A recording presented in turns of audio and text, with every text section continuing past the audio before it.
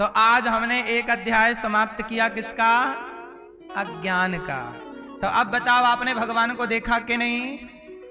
भगवान दिख रहे हैं प्रतिमा के रूप में, विग्रह के रूप में, माता के रूप में, पिता के रूप में, स्त्री के रूप में, पुरुष के रूप में, जल के रूप में, हवा के रूप में। जो दिख रहा है वही परमात्मा है, बस मान लो। प्रहलाद को खंबे से भगवान प्रकट होकर दर्शन दिए, क्योंकि वो प्रहलाद उस अज्ञान को लांघ चुके हैं, अज्ञान को छोड़कर उस ज्ञान में स्थित हो गए। जिस ज्ञान में खंबे में भी ईश्वर का दर्शन संभव है। बोलो हाँ। हाँ, ईश्वर सब में है, यही धर्म है। इस अज्ञान को मिटाओ जल्दी से। इसलिए हमें कोई अपमानित करता है, गाली देता, देखो हम लोग कोई परेशान नहीं होते, देते रहो गाली, करते रहो अपमान। तो हमारा अपमान थोड़ी कर रहे हो, हम कोई है ही नहीं। हमारा अस्तित्व क्या है बताइए? हम कौन है? कुछ भी नहीं। मैं कौन हूं? कुछ भी तो नहीं हूं। मैं ईश्वर की सेवा में एक छोटा सा उनका दास हूं। तो मेरा अपमान क्या करोगे? मेरा सम्मान क्या करोगे? सम्मान करके क्या दोगे मुझे? क्या पाओगे? मेरी आरती उतारना क्या ये सम्मान है? गालियां देना सम्मान है ना? ईश्वर को प्राप्त कर लेना ही जीव का सबसे बड़ा सम्मान है, और ईश्वर को ना पाना ही सबसे बड़ा अपमान है। अपना असली अपमान तो कोई समझ ही नहीं रहा है। आपका अपमान क्या है? आपने मानव शरीर पाकर ईश्वर को नहीं पाया, यही इस शरीर का अपमान है। पाया, भगवान को पाया ही नहीं, तो ये तो अपमान है। ये अपमान किसी को नजर नहीं आ रहा है। पड़ोसी ने कुछ बोल दिया, वो अपमान है। शास्त्रों का सार क्या है? 4 वेद 6 शास्त्र में बात मिली है 2। दुख दीन है दुख होत है, सुख दीन है सुख होए। आपने बताया नहीं कि आप कौन हैं। अब ये प्रश्न खड़ा ही है, आप कौन हैं? हम कौन हैं? हम जीरो हैं, शून्य। हमारी आंखों से भगवान ही देखते हैं, हम नहीं सुनते, हमारे कान से भगवान ही सुनते हैं। हम नहीं काम करते, इन हाथों से भगवान ही करते हैं। हम नहीं चलते, इन पांव से भगवान ही चलते। इसलिए हम कौन हैं? हम जीरो हैं।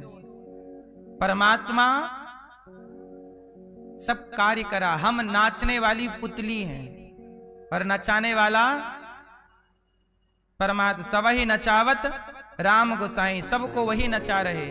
हम कौन हैं? कुछ लोग कहते हैं मैं आत्मा हूं, मैं ईश्वर का अंश हूं। चलो, ये भी उत्तर किसी के हिसाब से सही हो सकता है। मैं आत्मा हूं, मैं ईश्वर का अंश हूं, ईश्वर अंश जीव अविनाशी। पर मुझे लगता है कि मैं आत्मा थोड़ी हूं, आत्मा तो ईश्वर का अंश है। मैं कौन हूं? मैं और आत्मा अलग अलग हो गए ना। आत्मा तो अलग हो गई ना मैं से। आत्मा थोड़ी बोलती है कि मैं हूं। आत्मा क्यों बोलेगी? मैं बोल रहा हूं कि मैं हूं। तो मैं कौन हूं? मैं का कोई अस्तित्व नहीं है। जैसे घड़े का कोई अस्तित्व है मिट्टी का, पर मांगा जाता है घड़ा, ऐसे मैं का, अनिरुद्धाचार्य का कोई अस्तित्व नहीं है। मैं का कोई अस्तित्व नहीं है। मैं के रूप में परमात्मा का ही अस्तित्व है, घड़े के रूप में मिट्टी का ही अस्तित्व है। इसलिए मैं कौन हूं? मैं जीरो हूं। मैं के रूप में ईश्वर ही सत्ता में है। मैं की कोई सत्ता,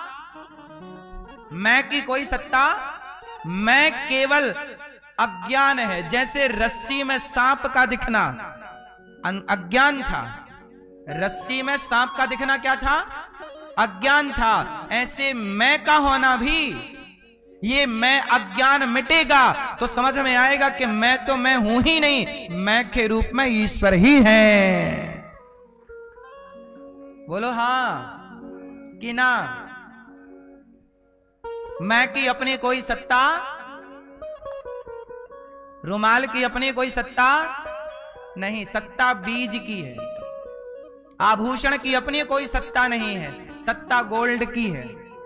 बोलो हाँ कि ना? समझ में आई? तो मैं नाम की कोई भी सत्ता, ये सिर्फ अज्ञान है। इसी अज्ञान का नाम है माया। इसी का नाम क्या है? जो है नहीं पर दिखाई पड़े, वो माया है। इसी माया में उलझी पड़ी है ये दुनिया, जो है नहीं पर दिखता है। अच्छा बताओ, वो क्या चीज है जो होती नहीं है पर दिखाई पड़ती है? बताओ क्या है? बताओ, ढूंढो, वो क्या है जो है नहीं पर दिखती है? बताओ क्या?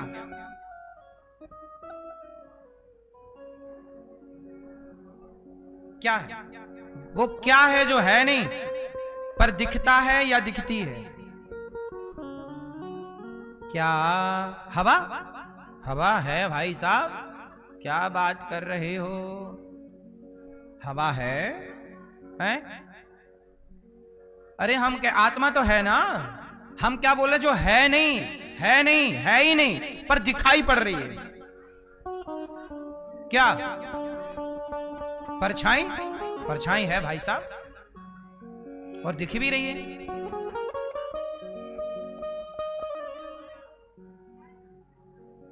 है ना कठिन? आओ हम बताते हैं। जब आप सड़क में गाड़ी चलाते हो तो गर्मियों में कई बार गाड़ी चलाते हुए सड़क में आगे ऐसा लगता है कि पानी है। बोलो हाँ। रेगिस्तान में कई बार यह भ्रांति होती है, इसे मृग मारीचिका कहते हैं। पढ़े हो? नहीं। सड़क में गाड़ी चलाते समय अधिकांश ये काली सड़क में, जो डामर वाली सड़क होती है ना, उसमें ये भ्रांति ज्यादा होती है। क्यों भाई, हम गलत कह रहे हैं सही कह रहे हैं? सड़क में दूर से गर्मियों में ऐसा लगता है जैसे सड़क में पानी भरा। कभी आप आगे वाली सीटों में बैठे हो तो चेक कर लेना, ऐसे लगेगा जैसे पानी दिखता है वहां, पर जाओ तो है नहीं, है नहीं पर दिखता है। यही माया है। मैं नाम की सत्ता है नहीं, पर सारी जिंदगी आपको लगा मेरा अपमान हो गया, मेरा अपमान हो। अब मैं नाम की कोई सत्ता है नहीं पर दिखाई पड़ रही है। यही माया है, जो है नहीं पर दिखाई पड़ रही है, यही माया है। और गीता में भगवान क्या कह रहे? मम माया दुरत्यया, बड़ी प्रबल माया है। माया आप कहते हो, क्यों आपका विवाह हो गया? नहीं, आपका हो गया, पत्नी आपकी है, तो ब्याह हो गया तो पेड़ पौधे से किए हो हैं? बोले ब्याह हो गया, पत्नी नहीं है, तो काहे से? पेड़ पौधों से किए हो। अच्छा सुनो, देखो माया, हम आपको माया समझा रहे हैं। माया क्या है? क्या है माया? जैसे आपने बोला ये पत्नी मेरी है, सच बताओ पत्नी आपकी है? बोलो, है? कंफर्म नहीं है?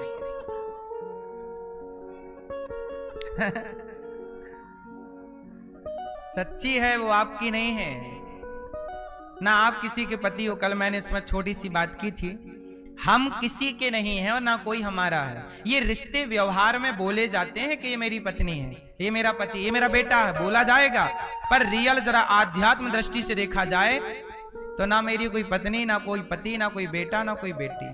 सच्चाई तो यही है। किस शरीर का संबंध किससे है? बता, सच बताओ, आपका संबंध किससे है? बोलो। हाँ, आपका नेचुरल, हम सबका नेचुरल संबंध ईश्वर। इसलिए देखो ना, जब कोई वस्तु ऊपर से छोड़ी जाती है तो नीचे ही क्यों आती है? बताओ वो कौन सी चीज है जो नीचे से ऊपर जाती है?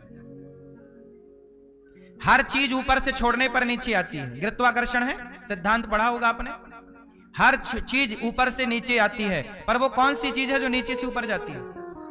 क्या? आग, अग्नि। बताओ क्यों? जब हर चीज ऊपर से नीचे आती है तो आग नीचे से ऊपर की ओर लपटें ऊपर क्यों जाती हैं? क्यों? उत्तर दो चलो। ऊपर से नीचे क्यों आती हैं? हर नदी समुद्र में ही क्यों मिलती है? हर नदी ऊपर से नीचे क्यों जाती है, नीचे से ऊपर क्यों नहीं जाती? कारण है, कार्य हो रहा है तो कारण है। आइए इसका विज्ञान समझते हैं, साइंस। ऐसा है कि जो अग्नि है ना वो अंश है। किसका अंश है? सूर्य का। सूर्य अग्नि का गोला है और आग का अंशी है सूर्य और अंश है अग्नि। तो अंशी हमेशा अंश की ओर भागती है, अंशी की ओर अंश भागता है। बात समझ में आई? पृथ्वी अब जैसे पत्थर है, पत्थर ऊपर फेंको छालो नीचे आएगा, क्यों? क्योंकि वह पृथ्वी का अंश है। तो अंश हमेशा अंशी की ओर भागता है। अंशी है पृथ्वी, और धूल कण पत्ता मिट्टी कुछ भी आप देखो सब पृथ्वी का ही तो अंश है, क्योंकि पृथ्वी से बना है। नदियां किसका अंश है? नदियों में पानी कहां से आया? बारिश से। बारिश ने जो बादल है पानी कहां से ग्रहण करते हैं? समुद्र से।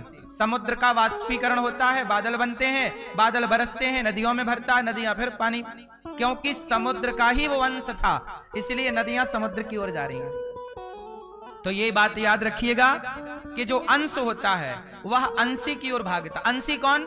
जैसे पृथ्वी अंशी है और पत्थर अंश है, गंगा अंशी है और बोतल में भरा पानी गंगा का अंश है। जैसे आप लोग भी क्या हो? ईश्वर के। अच्छा, अब आपकी बात करूं तो आप लोग कई बार देखो, जब आप ऊपर से नीचे देखते हो ना तो आपको डर लगता है। बोलो हाँ। जबकि आप आकाश में देखते हो आपको डर नहीं लगता, जबकि ऊंचाई आकाश की ज्यादा है, गहराई खाई की कम थी। बोलो हाँ। लेकिन जब आप नीचे देखते हो तो डर लगता है, ऊपर देखते हो डर नहीं लगता। क्यों? क्योंकि आप अंश किसके हो? बोलो, ईश्वर के। और आपका ईश्वर है उसका संसार, लेकिन ईश्वर का जो मुख्य धाम है वैकुंठ वो ऊपर है। इसलिए आप अपने अंशी को जब देखते हो तो आपको डर नहीं लगता। इसलिए मनुष्य ईश्वर की ओर भागता है, कोई डायरेक्ट कोई इनडायरेक्ट। इस धरती पर कौन है जो ईश्वर को नहीं मानता? बताइए। हिंदू ईश्वर को मानता है, मुसलमान भी ईश्वर को मानता है। हाँ, उसकी मान्यता अलग है, अल्लाह के रूप में। मान तो वो भी रहा है कि कोई ईश्वर है। ईसाई भी मान रहा है, यहूदी भी मान रहा है, सिख भी मान रहा है। सब लोग ईश्वर की सत्ता को मान रहे हैं, तरीके सबके अलग अलग हैं। बोलो हाँ। इसका मतलब हम ईश्वर के अंश हैं और ईश्वर की ओर जाना चाहते हैं। इसलिए हर मजहब पंथ और हम सनातन धर्म में बोलते हैं ईश्वर का ध्यान लगाओ, क्योंकि तुम उसका अंश हो। तो आपका संबंध किससे है? ईश्वर से। आपका संबंध किसी स्त्री से नहीं है, किसी पुरुष से नहीं है नहीं, पर आपने मान लिया कि ये मेरा बेटा है, यही माया है। आपका संबंध है ईश्वर से, पर आप मान रहे हो किस लड़के से मेरा संबंध है, इस लड़की से मेरा संबंध है, ये मान रहे हो, यही माया है नहीं। इससे संबंध आपका है नहीं, पर मान रहे हो। जो है नहीं पर दिखाई पड़े, उसी का नाम माया। ये है माया। समझ में आ रहा कुछ कि नहीं आ रहा? हाँ, बड़ी गहरी बातें हैं ये, वेदांत की बातें हैं, उपनिषदों की बातें हैं, बड़ी कठिन बड़ी गूढ़ बातें हैं। आप समझ पाओ, भगवान जाने ना समझ पाओ, लेकिन चूंकि विषय है भागवत जी में, ये सब विषयों का हमें तो आपको श्रवण कराना ही है। आप कितना समझ पाओ राम जाने। हमारा धर्म है समझाना। अब आप अपनी बुद्धि से ग्रहण कर पाओगे। माया है। आप कहो तो एक कहानी के रूप में समझा दूं, आपको सदा याद रहेगा। चलो, एक बार नारद जी ने द्वारिकाधीश से कहा, हे द्वारिकाधीश आपकी जय हो, जय हो, जय हो।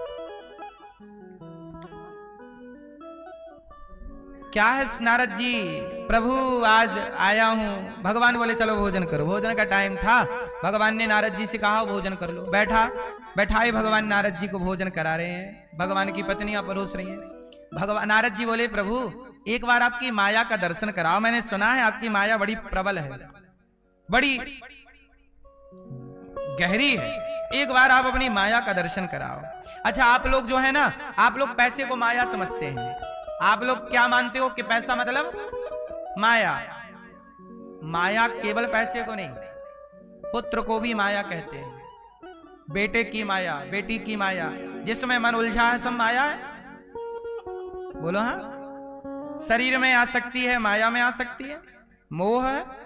चलो नारद जी बोले प्रभु एक बार आपकी माया का दर्शन कराओ। भगवान बोले माया के चक्कर में ना पड़ो नारद जी, खाओ पियो मस्त रहो, भजन करो, श्रीमन्नारायण श्रीमन्नारायण। नहीं नहीं नहीं नहीं, हमें तो माया का दर्शन कराओ।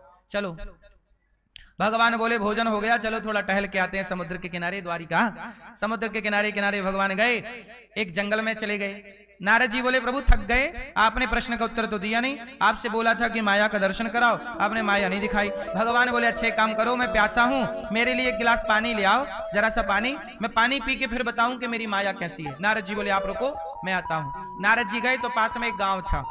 गांव में एक पनिहारी पानी भर रही थी, पानी कुएं से। वो नारी बड़ी सुंदर थी और वो राजा की लड़की थी। वहां पानी भर रही थी वो अपनी सहेलियों के साथ।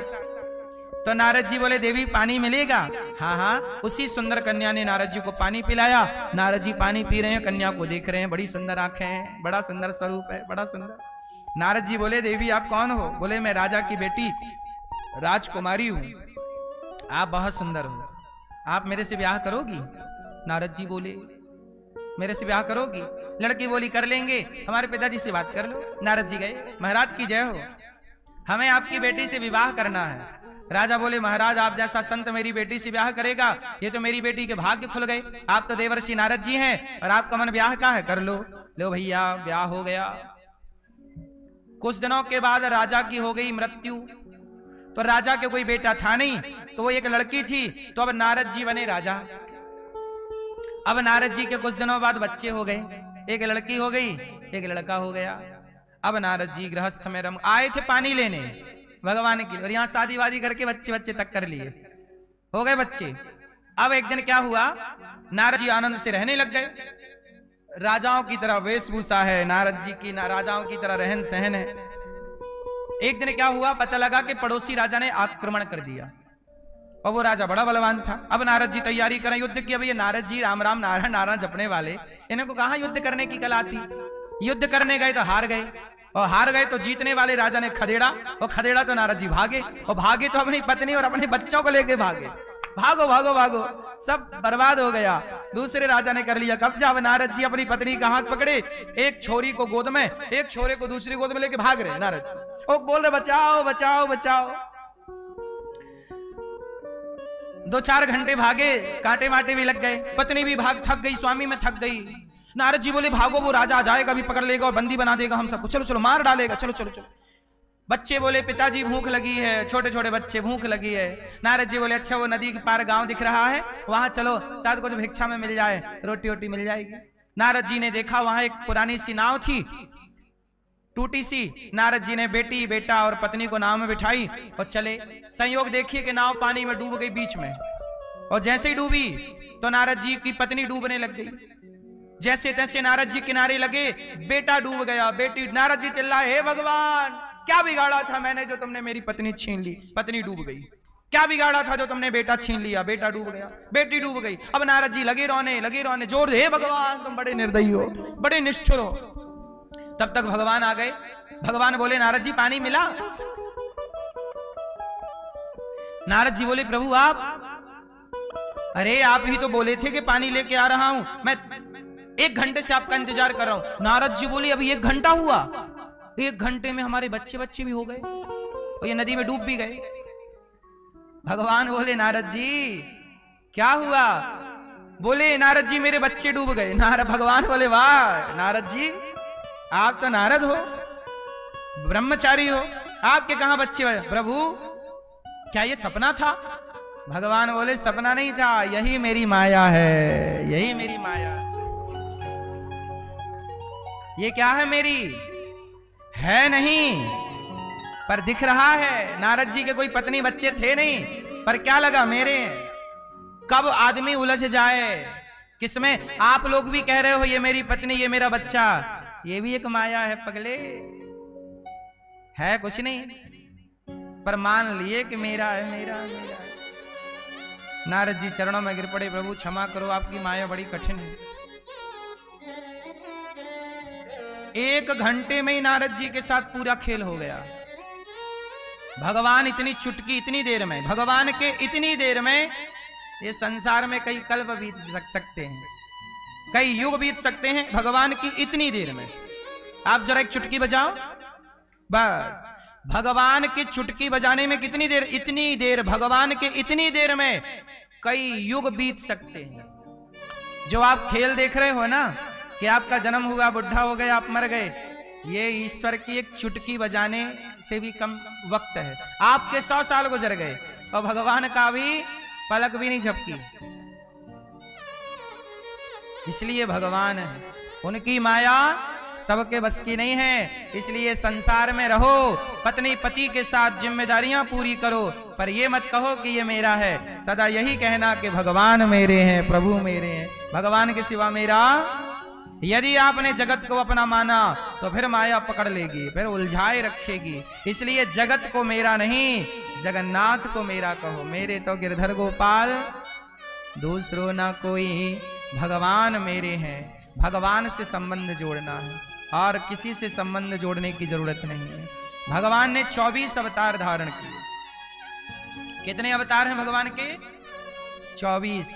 जब जिस अवतार की जहां जरूरत पड़ी वह अवतार प्रभु ने वहां लिया। पहला अवतार है सनकादि, सनक सनंदन सनातन सनत कुमार। दूसरा अवतार है भगवान का बाराह। तीसरा अवतार नारद जी, यही नारद जी।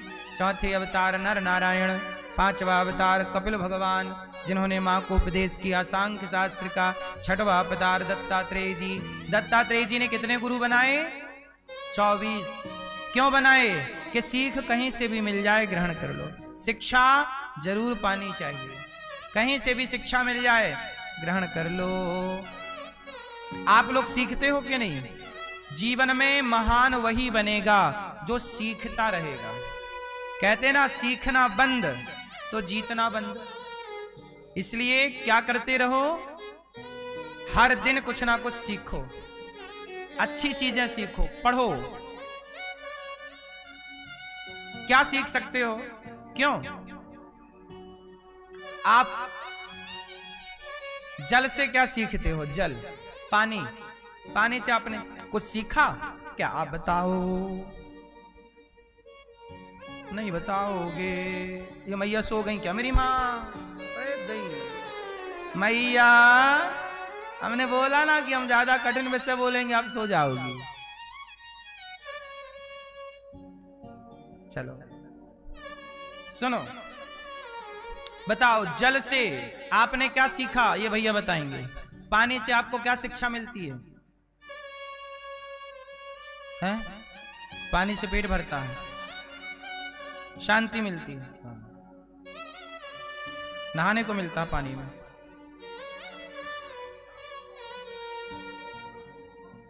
पानी का स्वभाव कैसा है? शीतल, ठंडा। पानी को आप गर्म कर दो फिर वो ठंडा हो जाएगा, बर्फ बना दो फिर पिघल जाएगा। पानी अपने स्वभाव को कभी नहीं छोड़ता, और पानी का स्वभाव है शीतल, ठंडा। जैसे जल कभी भी अपना स्वभाव नहीं छोड़ता, ऐसे किसी भी परिस्थिति में आपको, मनुष्य को अपना स्वभाव नहीं छोड़ना चाहिए। दुष्ट प्राणी अपनी दुष्टता नहीं छोड़ता, तो सज्जन को अपनी सज्जनता नहीं छोड़नी चाहिए। गाली देने वाला गाली नहीं छोड़ता, तो हम मुस्कुराना क्यों छोड़ दें? यदि गाली देने वाले के कारण मैं भी गाली देने लग गया तो वो जीत गया और मैं। और जीत तो ये है कि गाली देने वाला गाली देते देते थक जाए, लेकिन आप मुस्कुराते हुए ना थकें, तब आप जीत गए। वो क्या कर लेगा? देता रहा, उसका मुंह दर्द करेगा।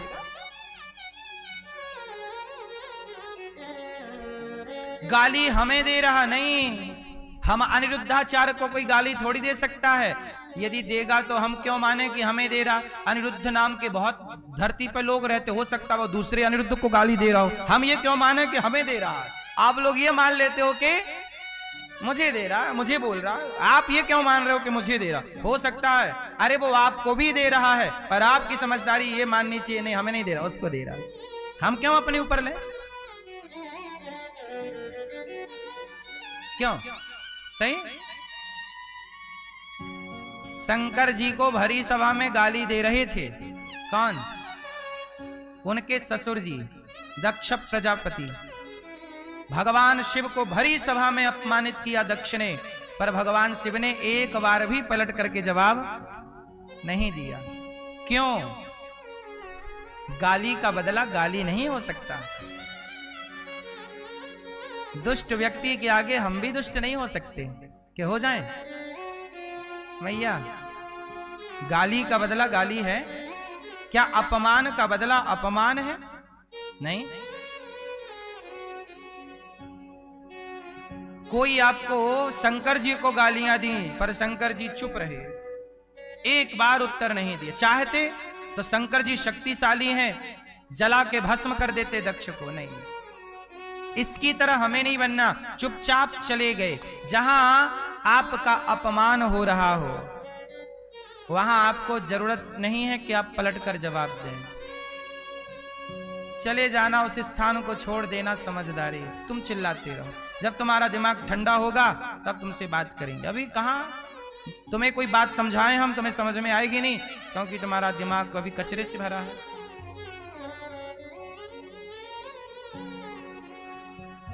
इसलिए भगवान शंकर अपना स्वभाव नहीं छोड़ते। शांत दत्तात्रेय जी ने 24 गुरु बनाए। पहला गुरु पृथ्वी को, फिर आगे जल को शीतलता सीखो। जल भी सिखाता है, आग भी सिखाती है। बताओ आपने आग से क्या सीखा? आप बताओ। हाँ, जैसे आग में कुछ भी डालो स्वाहा, ऐसे कोई आपका अपमान करे सम्मान करे, अपमान सम्मान दोनों को जला के स्वाहा कर दो, दोनों को समाप्त करो। क्योंकि दोनों में कोई एक भी जिंदा रहा, यदि सम्मान जिंदा रह गया तो आपको घमंड से भर देगा, और अपमान जिंदा रहा तो आपको परेशान कर देगा। दोनों से ही आपको खतरा है। सम्मान से घमंड आता है। आपका सम्मान हो जाएगा ना, अपने आप ऐसे चलने लग जाओ, अरे हमें नहीं जानते, हमारा सम्मान हो। तो सम्मान पाके व्यक्ति करता क्या है? अभिमान। और अभिमान कौन सी अच्छी चीज है? अपमान पाओगे तो क्रोध आएगा, और क्रोध कौन सी अच्छी चीज है? इसलिए आग को गुरु बनाओ, स्वाहा सब कर देती। आग में खीर डालो तो स्वाहा, और मलमूत्र डालो सब जल के समा। ऐसे कोई अपमान करे सम्मान करे, अग्नि की तरह बनो। सीख मिली अग्नि से। अच्छा, दत्तात्रेय जी ने गुरु बनाया पृथ्वी को। पृथ्वी से क्या सीख मिली? पृथ्वी सहनशील है। हमें क्या होना चाहिए? सहनशील। ऐसे